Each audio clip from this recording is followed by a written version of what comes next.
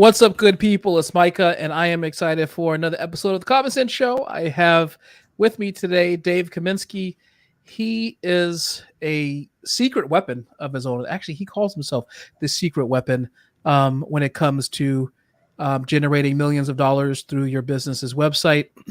And we're going to talk about how it is that he does that. Dave is the CEO of Collaborate.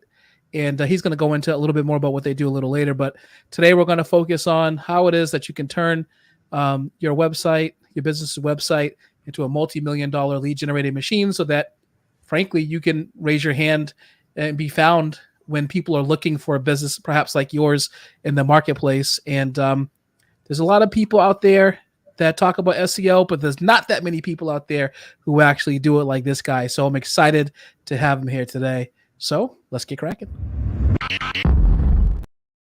Micah, it's nice to see you. How are you today? Welcome to the show, Dave. It's good to see you. I love the intro. Thank you so much. I absolutely love just working on websites.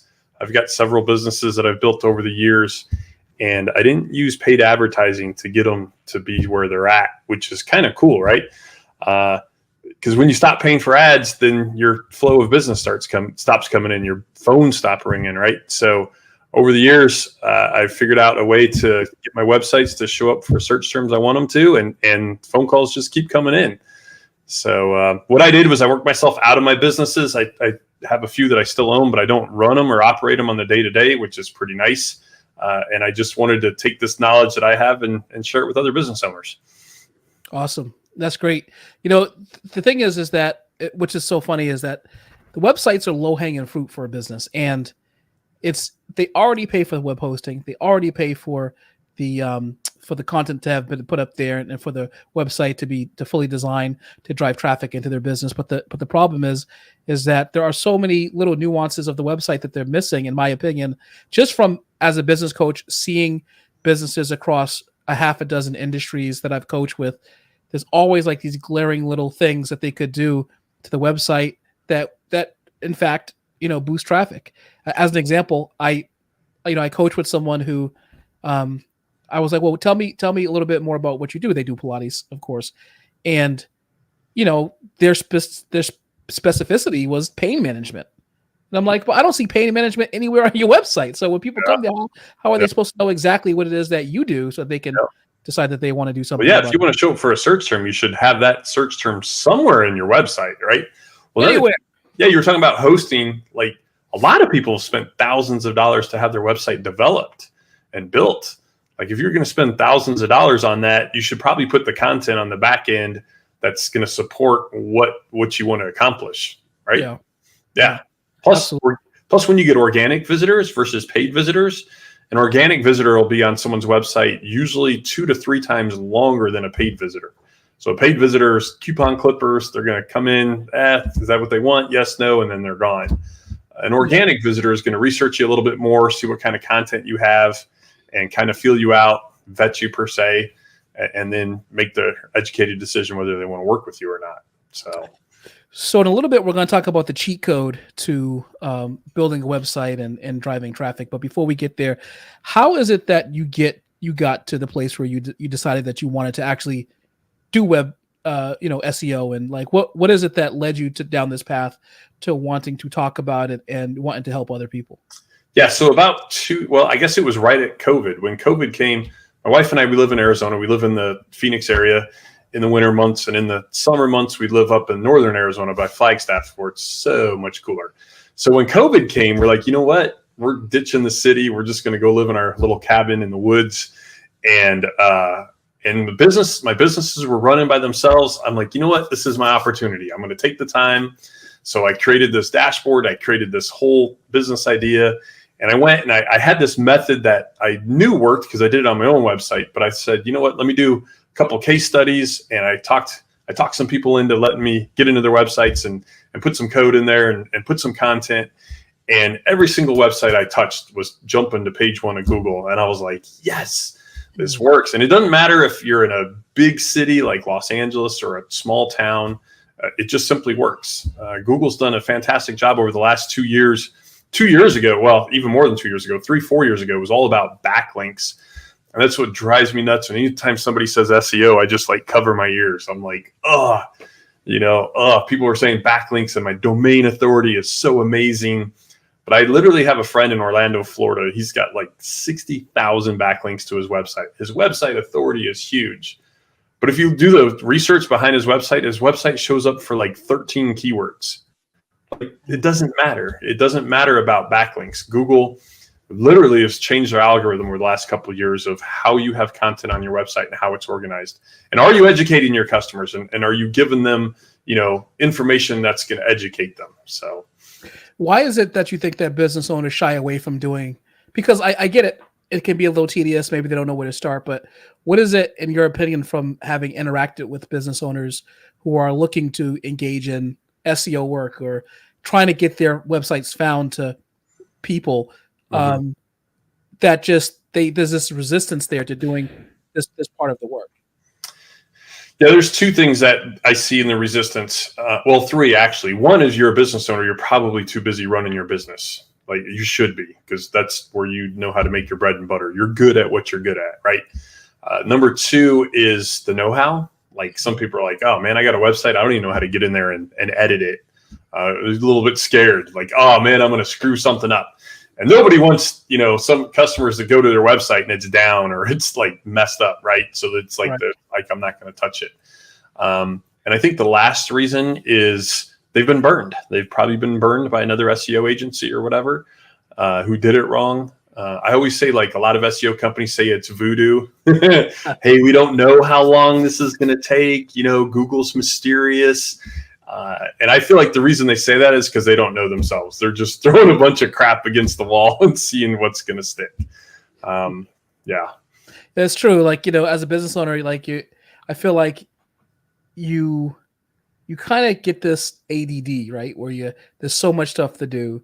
Oh, and so much, you give all these problems like 60% of your attention, and which leads to a whole bunch of things not being fully complete. And one of those things is designing and having a website that's like bulletproof that can help feed your business long term. And by the way, it's kind of cutting off your nose to spite your face, because these are the things, ironically, if you spend time with them, that minus some adjustments as you go along, they kind of pay for themselves, given that they're usually the most cost-effective way to kind of lead generate. Yeah, I'm going to jump in right there. You said cost. So this is a good link for people to go look at. It's called semrush.com, semrush.com. And you can go in there and look at the keywords that your website's showing up for, and it'll give you a score when you click on the keyword sections. It'll tell you how much traffic your website's generating for free. So if you plug your website in and SEMrush says you're getting $1,200 worth of free organic traffic every month, that means, there you go, right there. That means you would have to spend $1,200 every month on Google AdWords to replace what your website's generating for free. Now, I've been on some of our clients' websites or other people's websites that are generating $10, $20, $30, even $50,000 of free traffic every month to their website. So that's just fantastic when you get that information. Yeah, let me put my website in there and see. Oh, I got to sign up for a thing. Never mind. Yeah, sign up for a free account. There's, this is a great place to say this. We have some really helpful videos on our website that shows you how to get a free SEMrush account. So if you go to collaboratepros.com/podcast, it'll show you how to get a free account. But when you go in there and you search, what you want to see is search volume. You want to see the keywords that are coming to your website. If your brand is, let's say, Bob's Plumbing or Bob's Landscaping, and all the searches that are coming to your website are Bob's Landscaping, Landscaping by Bob, that's branded search. And branded search is great. But the search volume behind that's probably only, 50 searches, 100 searches a month tops. Now, if you're looking for a landscaper near me or a landscaping company near me or, residential landscaping company, those have 80,000, 70,000, 100,000 searches a month. Those are the search terms you want people to come to your website on, right? So that tool, semrush.com, will show you exactly what traffic's coming to your website. It's, awesome. Super cool. And that makes sense because, being armed with the data and understanding what it is, I think that small business owners don't necessarily always like to get in the weeds. Maybe it's not their strength. Maybe they feel like they're not really going to fully understand it. And I get some of that because, like you said earlier, a lot of them want to focus. We want to focus on what we're really good at. Yeah. But at the same time, it's important don't think about yourself as a business owner. Think about yourself as a CEO of your business. And the reason why that's a distinction with the difference is, as a CEO of a company, you don't have to know everything, but you should understand some of the, a little bit of every bucket so that you can make informed decisions about what's working and what's not. And Who, Not How. You ever read that book? I haven't, no. Who, Not How. You want to find the who, not the how. Because if you're going to find the how, like, man, I'm going to have to learn how to do Facebook ads and targeting and marketing. And I'm going to have to learn how to build a website. Then I'm going to have to learn how to do the SEO. Think of the time that it's going to take you. It's going to take you months, if not years. But if I can find the who knows how to do it, man, I'm just going to pay that guy, right? And then obviously measure the results. Is it a positive ROI? Then keep giving that guy more money, right? Not a positive ROI, cut it off. It's not a good idea, right? So who, not how. That's what we always say. Right. Yeah, I like that. I'm gonna have to actually look that up. Yeah, it's like a Christmas time, right? The Who Village. It's kind of the yeah, no, exactly. No, it's let's talk about this show is about implementation as much as it is about ideas and business theories. And so one of the things that people who watch the show for is, what can I do today? What can I do tomorrow to move the needle in my business so that I can actually see some returns on the investment of my time, in this case, which will be like an hour for this podcast, can I see some returns? Do you believe that content is still king on the website? And what in your opinion, or how do you define the term or the phrase content is king? Like, what does that mean to you? Yeah, absolutely love that question. That's cliche. Oh, I love that question, but I love that question. So it's funny. So we've been doing this for a little over 2 years now, and I have some clients and customers who've been with us over that time. And that same tool, SEMrush, will show you a graph of how many search terms your website's showing up for, and then a graph of how much traffic your website's getting. And they're pretty equal. They keep rising together. You don't ever see a website like getting tons of search terms are showing up for and the traffic's going down. So the way the content is written, and this might be just like a mind blown right here, the term near me is not a voodoo Google algorithm mystery. This is going to be like an aha light bulb on for most people listening here. Near me is simply a search term. So I have a business in Arizona, and you could search a search term in Las Vegas or Los Angeles or Orlando or Nashville, a certain search term near me, and my Arizona business shows up in all those locations and cities. So when you do a near me search, and I call them transactional search terms, because when somebody's searching near me, especially like an emergency dentist near me, like, oh my gosh, my tooth is killing me. Like, I need a dentist now, right? So that's a transactional. Man, I got money. I don't care what it's going to cost. I'm going to go find this guy. Like, right, a plumber near me, my pipes are overflowing, key lock, wherever, locksmith near me. Any of these near me search terms are transactional. So what you want to focus on to get your biggest bang for your buck is dentist near me, roofer near me, right? Trash removal near me, whatever your company is near me. And we have videos. Literally, there's a video on my website that shows you exactly how to write a blog post and get it to show up for a near me search term. So you want to focus on blog posts when people kind of get like, oh my gosh, blog posts are so lame, they're dead. But that goes back to you saying, is content king? So a blog post on a website is like breaking news. So you can have web pages on your website and they're static, they're kind of boring, they almost never change. But when you do a blog post on your website, Google's like, oh my gosh, this is breaking news. What's going on? So a blog post has a lot more potential to show up higher in the searches. And then within the blog post, when you do the blogs right, you can configure it to a geolocation. And then you can exactly tell Google what search terms that blog post should show up for.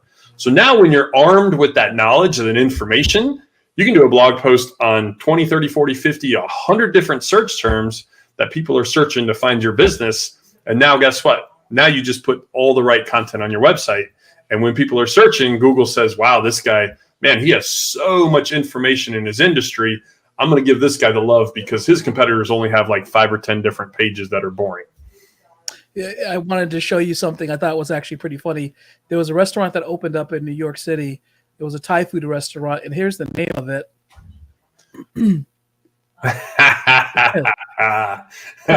Thai food. Don't know what I know. I love it. This is like this is a whole representation of a near me search term that you can find. But I think this is pretty great. Yep.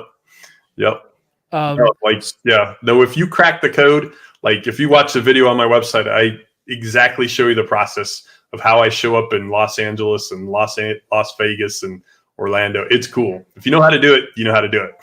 So what are a question that I often get from small business owners is like, what are some blog topics that they should write about? Because, short of doing like 2 paragraphs where you're just stuffing search terms in there, does Google analyze the natural language of the paragraph? How does that work? Like, do they know that you're search term stuffing if you try to do so in a blog?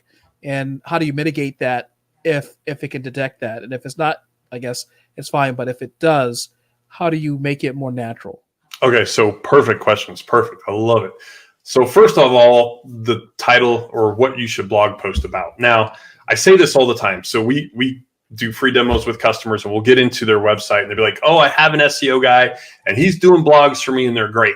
And I get into their blog role, and I say it's like 7 ways to make your house look amazing for company to show up this holiday season.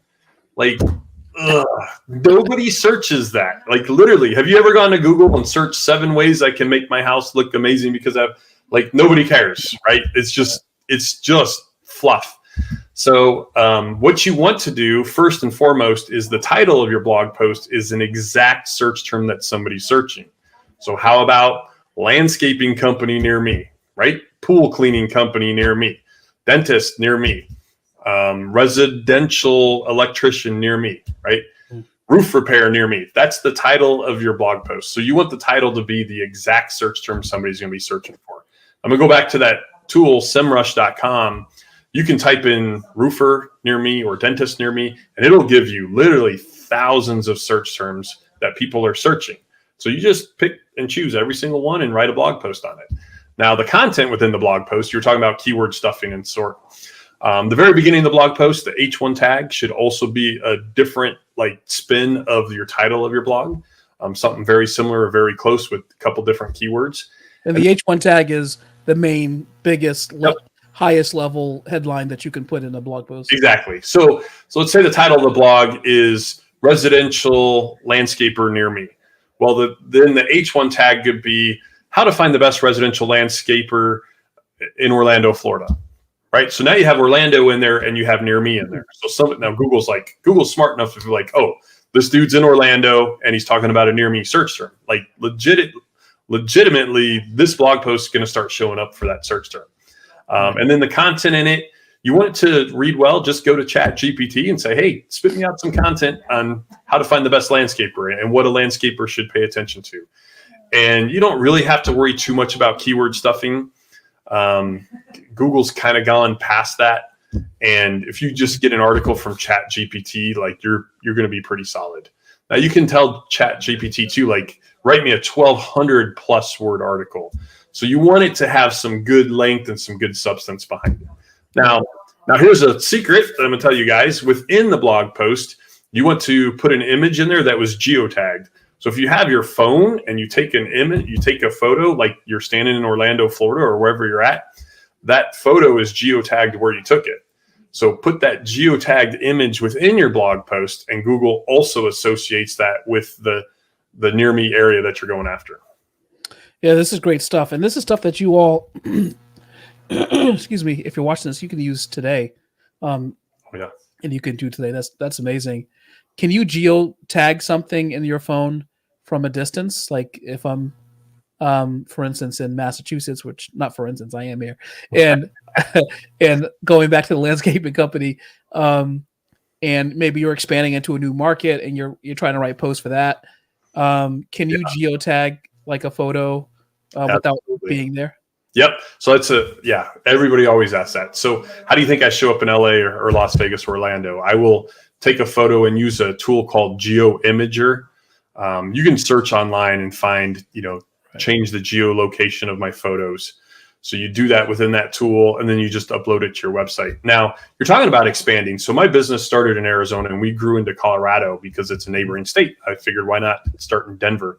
The first thing I did, literally the first thing I did, is I geotagged a whole bunch of images on all these big commercial buildings in Denver, and even on universities and stuff. And within, it wasn't right away, but 3, 4, 5, 6 months later, we got a call from one of the colleges in Denver and wanted us to come do a ton of work on their college campus. Wow. And one of my images that I geotagged was right in their college campus. So when people start searching on Google for a contractor near me, Google says, wow, this guy's got geo images right here. So that translates to the Google Maps. Like, hey, Google says, man, this guy provides work here. So my map listings showed up. They gave us a call and we got the job. Kind of cool, right? Yeah, that's amazing. That's great. So, okay, can you blog too much? What's a good frequency for blogging? Is it once a week, 3 times a week, twice a month? Yeah, I would say you can't blog. When you start blogging too much is when you're going to confuse Google with the same titles. So you want to always keep your titles different. You can have different variations of the title. One could be like residential, one could be like commercial. But you can blog too much if you're doing if you keep trying to go after the same keyword all the time. However, you could blog every single day. Like if you're in an industry like an electrician or a plumber, there are literally 2,000 different search terms that people search for different types of plumbers or electricians. You could blog 10 a day for 200 days to get all those search terms. Yeah. So you really just want to keep it organized in a fashion where you're going after different search terms. Yeah, that's good to know. What are transactional search terms, and why is it that they matter to business? Is there a difference between a transactional search term and just informational is the other one? So there's transactional search terms, there's informational search terms, and then there are branded search terms. Branded would be Bob's Landscaping Company, right? That's not transactional. People know where they're going. It's branded. Informational is how much should I pay for landscaping? Mm-hmm. How much should it cost to paint my house? How much does it cost to replace my roof? That's informational. So you also want to put information on your website. Now, here's another little trick that we do for people, and it works like gangbusters. Mm-hmm. Is if you go to Google and you search how much does it cost to paint a 2,000 square foot house or however many square feet your house is, and there'll be a little people ask box that pops up. And if you click on it, some information will pop up, and it's great, right? You can read it, and once you click on that, more and more of these people ask will pop up. So what we've realized is these are really important informations that Google's putting on their website. So we put these same questions on other people's websites. So if you're a painter, we'll put a question on there. How much does it cost to paint my house? And you click on it and you get information. So then you're attracting the informational search terms, but behind it, you're also attracting the transactional. So informational is kind of a guideline. People are doing a little bit of research. They don't have their credit card out. They're not quite ready to buy. They're just looking around. And then transactional is, oh my gosh, I need my house painted right now. My HOA is going to fine me, $1,000 for every month my house isn't painted. So I need a painter near me. I need a painter today, type of thing. So that's the difference of the different types of search terms. Yeah, that's good to know. And so that's a nice framework for when you're writing the blog post content so that you can naturally put those search terms in a paragraph. Yep. So when you're writing it, because the other thing too is I assume that the blog post should be informational. They should, so even though you're using them to drive people to search your website, yep, or to find your website, they should also extract information so that when they're doing it, it's not hard to read, that it's not like there aren't like, it's not rigid in its writing because you just kind of stuff it with search terms.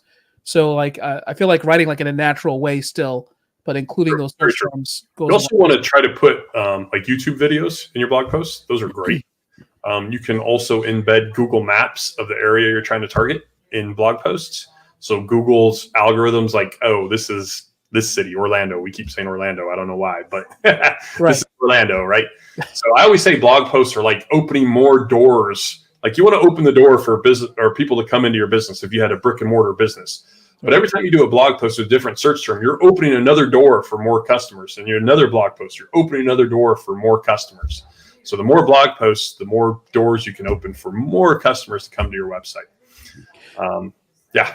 So let's talk about the 500-pound gorilla in the room, which is AI. Is AI a value add for websites, building websites, search terms? Is it a drawback in some ways? Does it conflict with Google, its algorithm and how it finds businesses? What's been your experience with utilizing AI to build websites and to create content for websites as well? Yeah, so I love it. It's here. So it's here to stay. Like, why not use it? Why not be more efficient with it? But also use it in a good way, right? When we started, we opened up Collaborate 2.5 years ago. We were already sort of using AI to write our content. We were using a tool. It used to be called Jarvis, but Disney sued Jarvis because Jarvis was Tony Stark's AI. Yeah, Tony Stark guy. Yeah, so we're like, yeah, dude, we got Jarvis writing all these blogs for us. This is great. But then they got sued by Disney and they changed their name to Jasper. And you can still use Jasper. Jasper is great. It's an AI. So we say it's part human, part AI. So we kind of guide it and how we want to write it. We want, content that, talks to the customer in an encouraging way or, just a business way.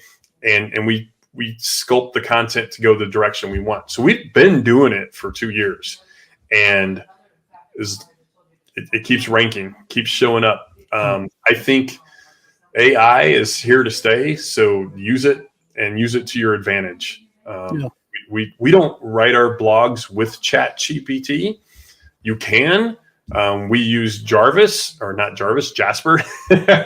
It's kind of the same thing, but why spend the time? And some people want to write their own articles and their own content. Well, God bless you because you've been blessed with that ability and that creative mindset. I'm not a creative person, so I'll pay the who, which is AI, to do it for me.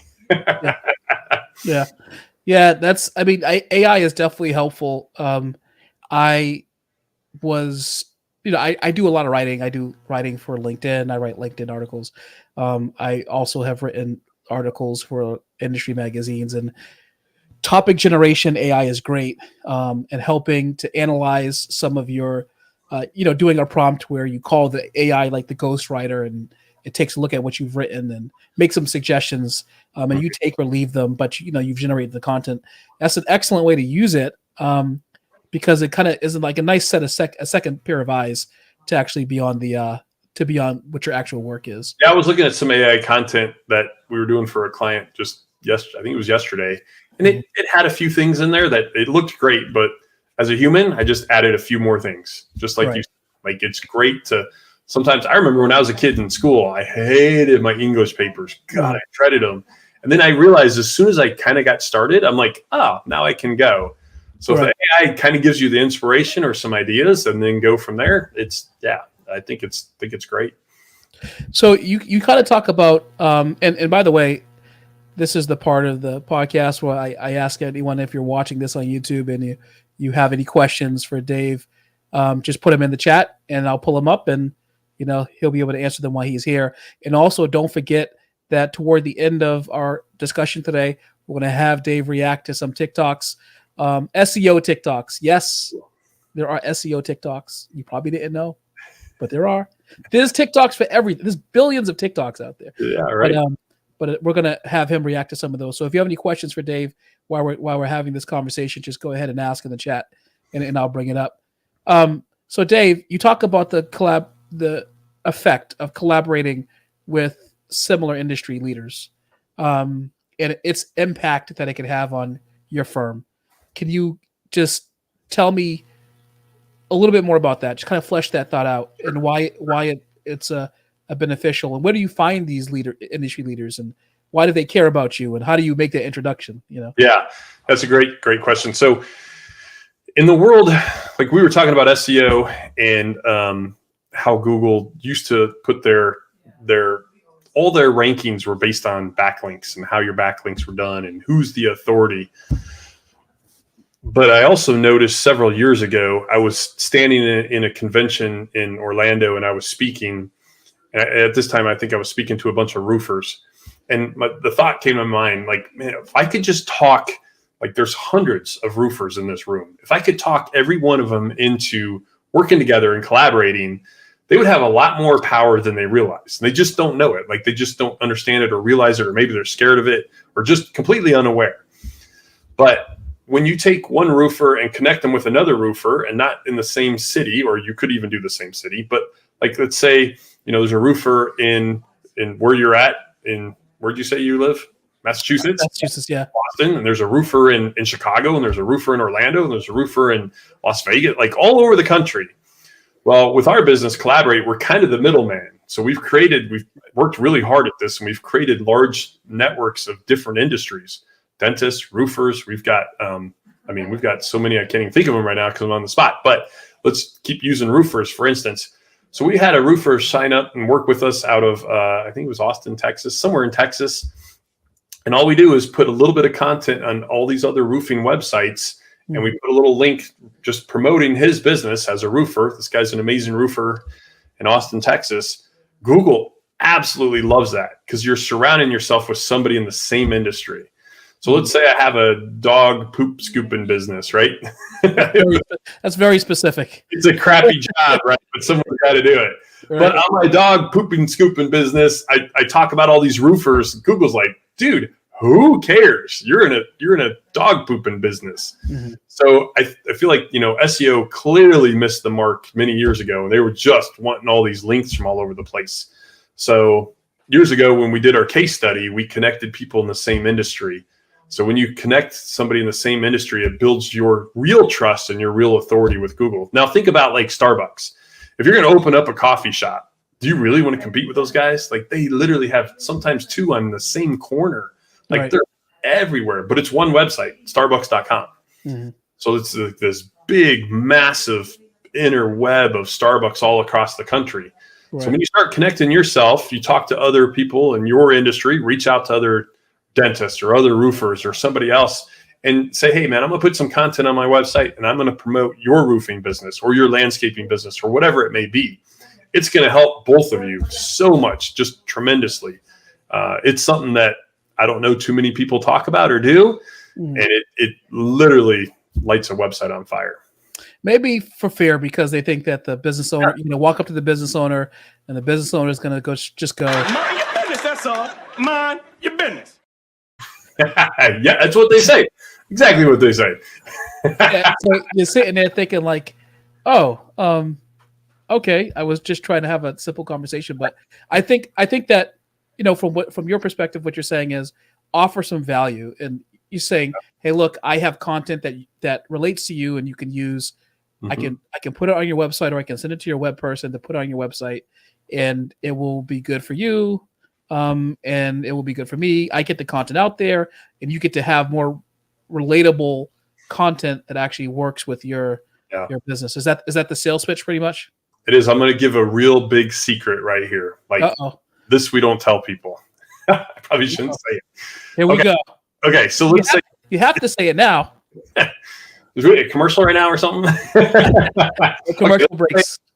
Yeah. So you're a roofer, right? You're a roofer in Orlando. Keep picking on Orlando.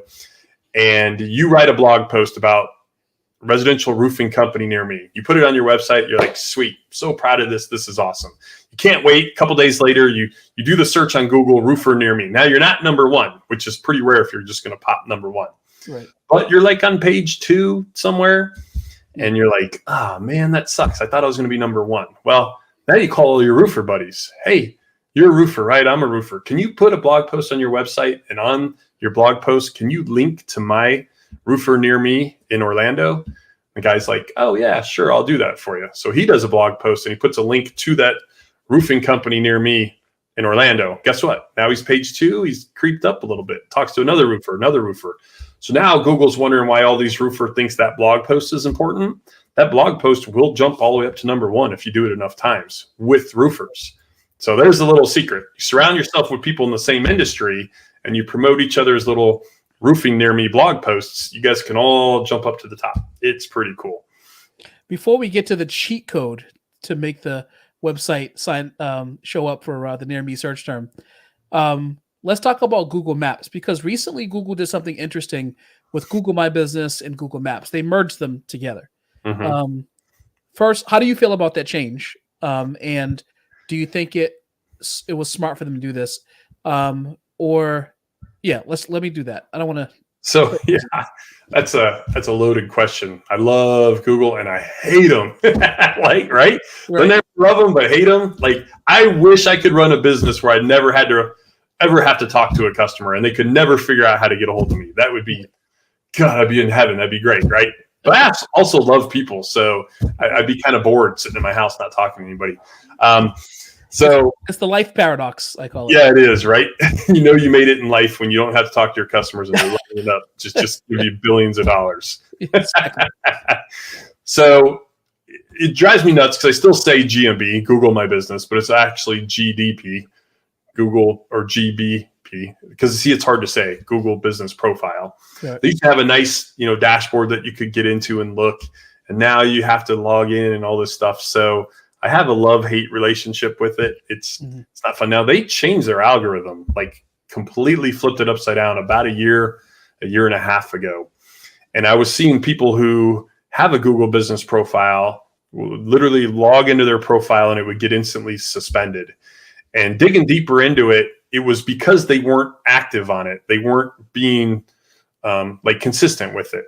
This guy literally hadn't touched his Google Business Profiles in 2 or 3 or 4 years. And then all of a sudden he signed in and they all got suspended, and he was like freaking out.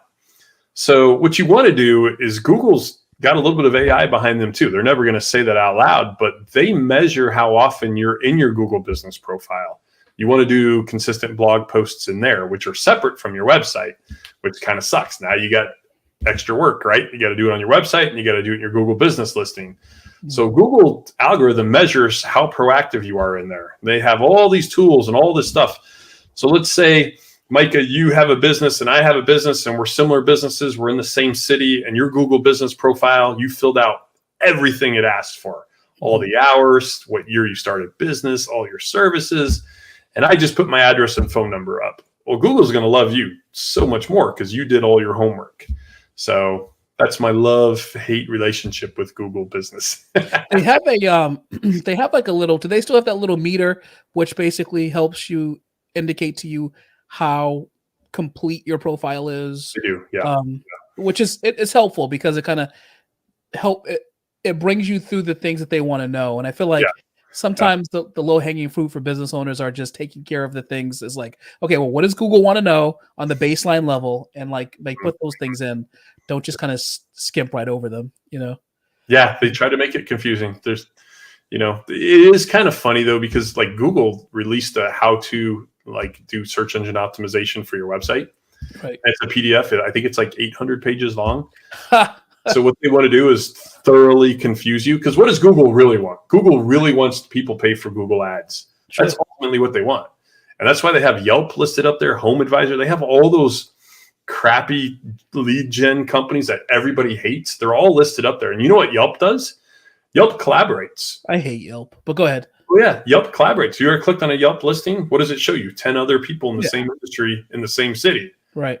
So that's kind of where we got our idea for collaborating with other businesses. I'm like, well, Yelp's doing it, and Google. Wait, are you a Yelp guy? I'm not. I hate Yelp. Oh, thank goodness. If you were a Yelp guy, I'm gonna call you and ask you to. They call no lie. So I signed up with Yelp for a profile, a free profile, not even like a paid one. Yeah. These jokers call you every other day, like for years, even when you tell them to take you off your list. And plus it sucks. Yeah. And I thought you were a Yelp guy. I was going to ask you if you lost your mind, like Stanley from The Office. Boy, have you lost your mind, because I'll help you find it. Yeah, I would deserve that if I was a Yelp guy. Absolutely. Yeah, there hasn't been a small business owner that I've met that actually enjoys it. You know what amazes me is they call you and they're like, oh, did you know 6,000 people are searching on Yelp every month for your business? You're like, no, they're not. Oh yeah, they are. We have the data to prove it. except for the fact that I'm getting 25,000 on Google. Yeah, But, right.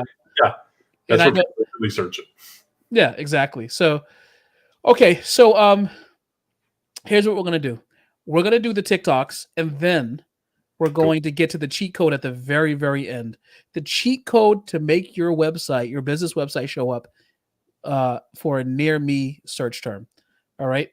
Cool. But first, let's get to these TikToks here. Let's check them out.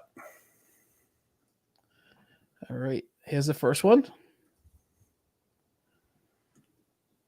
Is SEO dead? 90% of SEO agencies are scam. They're just ripping people off. They're looking at the old version of what SEO is. So if you're paying an SEO agency anywhere from $500 to $1,000, and all they do is a bunch of mumbo jumbo meta titles, tags, and they build backlinks, you're getting ripped off. It's about creating content that answers people's questions, and no amount of keyword stuffing or backlinking is going to help.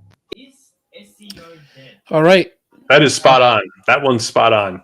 And it's so sad. Like, it breaks our heart. Me and my team, like, we have sales calls and demos every day.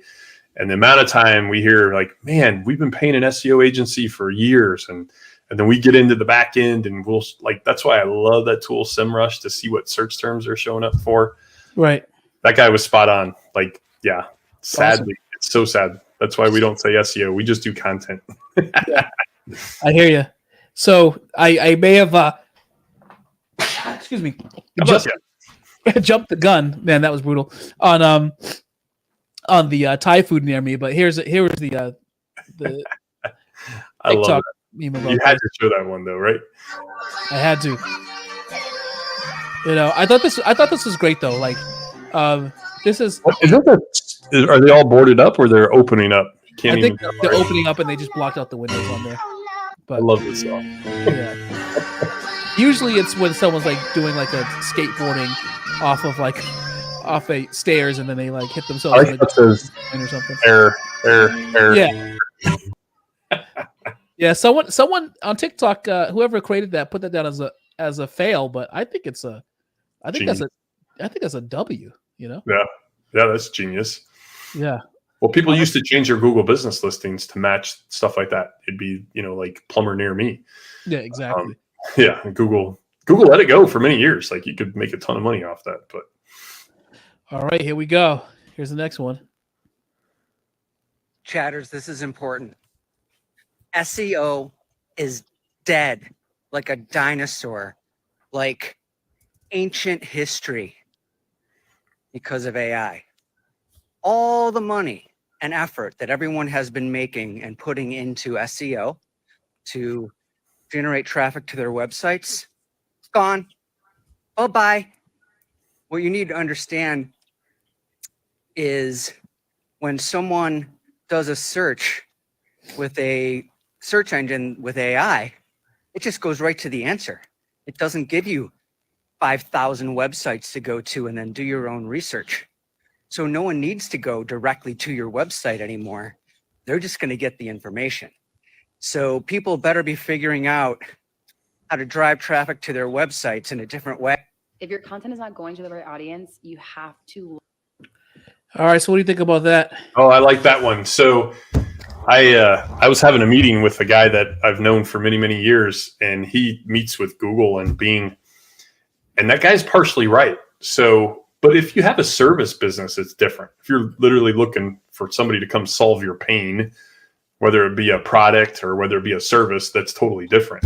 If you're looking for an answer for something, then that's where we come with the informational search terms. So this guy I was talking to, he had a meeting with Google and with Bing, and Google search engine used to put in, like, let's say plumber near me. Yep. And Google search engine would look for backlinks and strong profiles and high domain authority and spit out, 10 plumbing businesses. Well, now if somebody's searching for a plumber near me, Google goes to the answers first, and they're putting a lot of weight on Quora answer machine. So Google likes to see what Quora has to say about finding a plumber near me.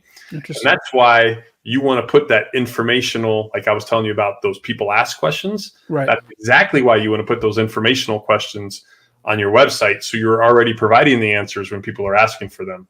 So the guy's partially right and partially not. It depends on what you're searching for.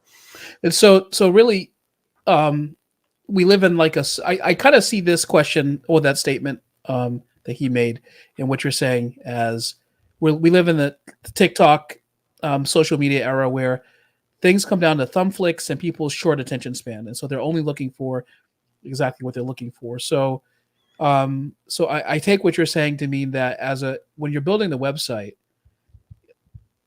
it's important to have an experience there for someone to actually enjoy that represents your brand. But at the same time, you want to get right to it on some level. So create the experience and get right to it in some elements on the site. Well, I mean, you need to have a clear call to action, right? You have the call to action, little explainer, little video, another call to action. The difference of social media and a website, if somebody's truly looking to get their carpets cleaned or whatever it is they're looking for, they're going to intently stay on your website and see if you're a good fit. Right. Whether if you're advertising to somebody on Facebook or Instagram, they're just scrolling by. Like, I don't think they care if you're a carpet cleaner because they're not really searching for one right now. Right. So it's a different grab for social media versus it is somebody going to Google and searching for your type of service or business. All right. So here's our last TikTok. All right. And let's see if you relate to this. Hey, do you have any advice for how I can? Are you? They changed that. So this new Google update is killed. Oh, I put the packet on the I went the wrong glass. way. What glass? Hold on 1 second. I just had Got some good ones though. Do you have any advice for Okay, how here I we can go. hire on Google? How SEO experts on TikTok give advice. Yeah, I have some advice, but this advice is so good, it should be illegal. You ready for it? Okay, here it is. Create more content. Follow for part 2.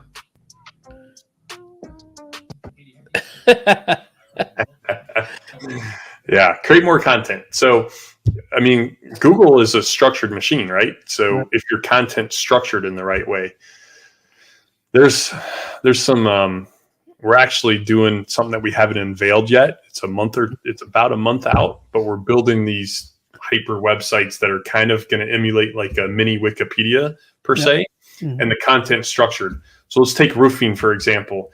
If you have roofer, well, you're a roofer. That's what you do. But then you have to explain the methods you use and the products you use. So are you using a metal roof or using a shingle roof? You're using a clay tile roof. And then you can talk about the tools that roofers use and the safety. Like, is a roofer safety up there? So yeah, content's going to kill it if you have the right content, but if it's structured the right way. So I kind of like that TikTok one. That's cool. He says content, but he doesn't know what to do after that. You have to know what to do after that. Follow for part 2 is what he said. Right? Yeah. All right, so here we are with the grand finale. We're now going to talk about the cheat code to make your business website show up for a near me search term, and so what is it? We have teased this for 50 minutes.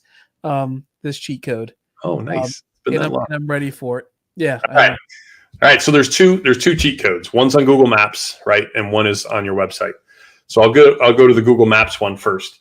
In Google Maps, when you click on the location of your website, and it says the URL of your website. If you click on that, there's another little secret button that pops up, and it says "Let Google build a website for you." So on your Google Maps, you let Google build a website for you, and within that website, you have a description piece. You want to put every service that you have in there. And even one of the services you do would be carpet cleaning near me, carpet cleaning company near me. So you want to put those actual terms in your website build on your Google Maps. So when somebody's searching carpet cleaning near me or carpet cleaner near me, or whatever search term it is you're looking for, that content is within the Google business website that Google builds for you. So it's something .business. It'd be like Bob's Carpet Cleaning .business.site. So that's the Google business site within your Google Maps. Was that clear enough for you? Yeah. So essentially, you Google your business first, and then you go to the map where your location profile settings. Yep. And then you go down to where your website URL is. Website URL. Yep. And then under there's a little button that says "Let Google build you a website," and you want to do that. and they'll automatically generate the content for the website, I assume. Yeah, it'll just kind of give you a generic like blank page, and it looks kind of lame. It's got some of your updates on there. It's got your business information, your phone number, but there's only one section in there, and you can add as much content as you want in there. And you want to write all the content for all the search terms that you're wanting to show up for. That's great. That's Secret. awesome. Don't tell nobody. $1 million secret. All right. For your website. Now for your website. Now here's the big one. So we alluded to it previously about writing a blog post. So the blog post is breaking news. So I'm going to tell you how to do the blog post and how to link it the right way. So the title is going to be, what are we going to do? Roofer near me, Orlando, Florida, right? Residential roofer near me, Orlando, Florida. So that'll be the title of your blog post. And then when you first start writing your blog post, you want to link somewhere to Orlando, Florida's Wikipedia page. So somewhere within your blog post, usually within the first paragraph or two, you want to hyperlink Orlando or Orlando, Florida to the Wikipedia page that talks about Orlando. All right, so now you're telling Google Orlando. You want to embed a map of Orlando, Florida in there, and then you want to have some links in there going to your homepage talking about an Orlando roofing company. Now, here's the big secret to it. The biggest secret of it all is on the homepage of your website. The homepage has the most power and the most authority, not your menu and not your footer, but within the homepage where I said to put those people ask questions. Yeah. You want to put a little piece of content that says, how do I find a roofer near me? So you title it, how do I find a roofer near me? Or something similar. And you write a little paragraph or two that's some content talking about finding a roofer near me in Orlando, Florida. Now you want to hyperlink roofer near me right in that content on your homepage to that blog post you just did. That's going to make it jump up like crazy. So it doesn't matter if you're in a big city, a humongous city, lots of competition. Like that right there alone will probably get you to page 2 minimum. And then you have to start connecting to other roofers or other people in your industry. So that's exactly how you get yourself to show up for a near me search term. That's awesome. We appreciate that. That is a massive W. I'm going to interrupt you 1 second. I challenge you to Google how to code my website for a near me search term. I did that one time and I was like on the floor laughing. Like I was like, oh my gosh. I sometimes wonder if I'm the only guy who knows how to do this. Like it's so cool. Yeah, no, that's awesome. That is a huge W for the folks that are listening because, look, I thought you brought the heat today. You helped us to understand exactly how to link and what it does and where it goes and like what the effects of that are. And like, that's really the point of what we're trying to do here.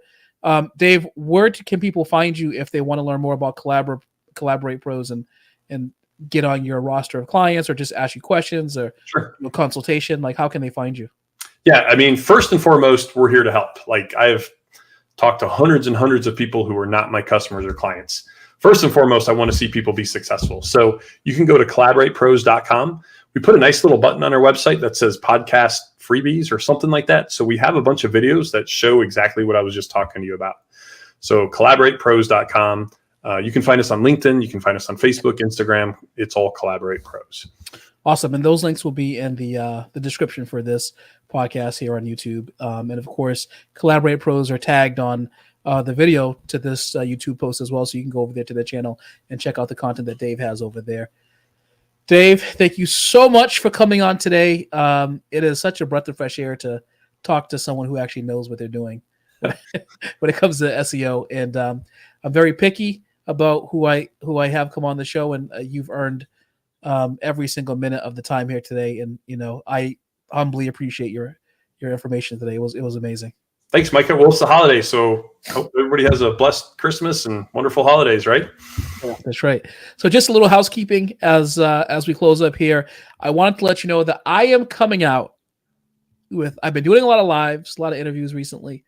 And so I am starting a weekly, in addition to the weekly interviews I've been doing, I am also adding a weekly show where I talk about the news of the day, news of the week, how it relates to your small business. We're going to do it in a funny way, obviously, entertaining, of course, and from my position, from my expertise. It is called "Let Me Tell You Something," and I'm excited, so excited for this. This is going to start next week, and it's going to be live. So if you're watching this interview, I want you to come back live. I'm still trying to figure out what time I'm going to do it. I'm thinking about between Thursday afternoon or Thursday evenings, like around like 7:30, 8:30, 9. You can always comment in the description to this video in the comment section. Let me know what time is best for you so that I can make sure that I'm appealing to you when you kind of come on here. But let me tell you something, is going to be a new weekly live show that I specifically, I won't have guests necessarily on it, but I'm going to just be talking about the news of the day. So make sure you come back to the comments and show on YouTube and check that out. So thank you all for tuning in today to hear Dave speak. And I'm excited about this. All the information that he spoke about regarding Collaborate Pros is going to be in the description to this website. And until next time, if you don't go about building your business, you're going to be going about building the business of someone else. Micah, he's Dave. We're out of here. Good.